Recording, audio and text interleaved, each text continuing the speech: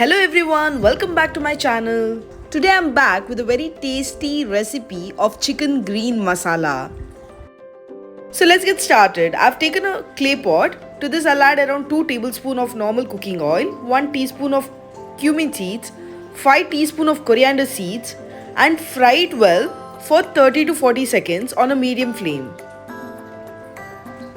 Once it gets fried, I'll add 1 teaspoon of fennel seeds, 1 bay leaf, 1 star, 5 cloves, 1 small stick of cinnamon and fry it well for again 30 seconds.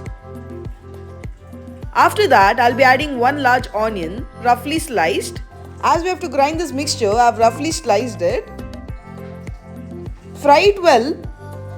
Halfway of frying, I'll be adding around 2 tablespoons of cashew, or you can add 1 tablespoon of couscous as well. Since couscous is not permitted at UAE, I'm adding cashews. Fry the onions until it turns transparent. So after few seconds, I'll be adding 1 elaichi. You can add elaichi when you add cinnamon star as well. I'll be adding it now. To this I'll add 1 teaspoon of peppercorns and turn off the flame. To the same clay pot, I'll be adding 1 handful of coriander leaves, 1 small inch of ginger, 8 to 10 garlic cloves, and some green chilies. I have added around 8 green chilies. Based on the spice level you and your family would love to eat, you can add the green chilies. I'll be adding around 10 to 15 curry leaves as well. I'll allow this mixture to cool down and then grind it to a fine paste. Once I add all the ingredients to my mixie jar, I'll add one final ingredient to this mixture, that is kachi puli.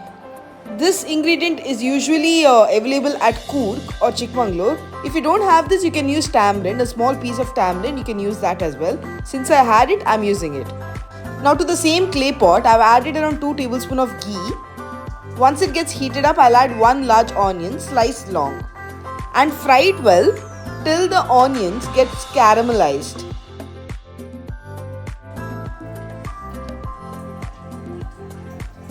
Perfect. So now the onions have turned a bit brownish. Now I'll add the grinded mixture. Give it a good mix and add salt as required.